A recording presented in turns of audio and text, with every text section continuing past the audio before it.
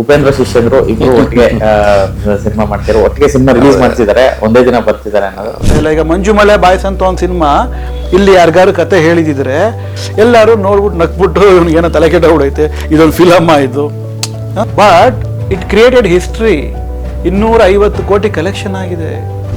ಇದು ತುಂಬಾ ಚೆನ್ನಾಗಿ ಹೇಳಿದ್ರು ರಾಮ್ ಗೋಪಾಲ್ ವರ್ಮ ರೀಸೆಂಟ್ ಇಂಟರ್ವ್ಯೂ ಅಲ್ಲಿ. 35 ವರ್ಷ ಕಡೆ ಹಿಂದೆ ನಾ ಶಿವ ಫಿಲಮ್ ಅಲ್ಲಿ ಅವ್ನು ಸೈಕಲ್ ಚೈನ್ ಹಿಂಗ್ ಏನ್ ಎತ್ಕೊಂತಾನಲ್ಲ, ಅದ್ರಲ್ಲಿ ಏನು ಖರ್ಚಿಲ್ಲ, ಸುಮ್ನೆ ಒಂದು ಬ್ಲಾಕ್ ಫ್ರೇಮು ಸೈಕಲ್ ಬಿದ್ದಿರುತ್ತೆ, ಹಿಂಗ್ ಚೈನ್ ಎತ್ಕೊಂತಾನೆ ಅಷ್ಟೇ. ಆ ಸೀನ್ ಇವತ್ತಿಗೂ ಮಾತಾಡ್ತಾರೆ ಅಂತ. ಅಲ್ಲ, ಮಾರ್ಕೆಟ್ ಮಾಡಿಲ್ಲಂಗಿದ್ಯಾ ಅಥವಾ ಜಡ್ಜ್ಮೆಂಟ್ ರಾಂಗ್ಸ್ ಇದೆಯಾ ಗೊತ್ತಿಲ್ಲ. ಅಲ್ಲ ಅದೇ ಅಂದ್ರೆ ಫಿಲಮ್ ಸೆಕೆಂಡ್ರಿ, ನೀವು ಟ್ರೈಲರೇ ನೋಡಲ್ಲ ಯಾರುವೆ. ಹೌದು, ಪರಭಾಷೆ ಬಂದು ಇಲ್ಲಿ ರೂಲ್ ಮಾಡ್ತಾ ಇದೆ, ಕನ್ನಡ ಭಾಷೆಗೆ ಆದ್ಯತೆ ಇಲ್ಲ ಅನ್ನೋದು. ಇವತ್ತಿಗೂ ಸೊಲ್ಯೂಷನ್ ಸಿಕ್ಕಿದ್ಯಾ? ಸಿಕ್ಕಿಲ್ಲ. ನಾನು ಹೇಳ್ತೀನಿ ಕೇಳಿ, ಸಿಗೋದು ಇಲ್ಲ ಅದು.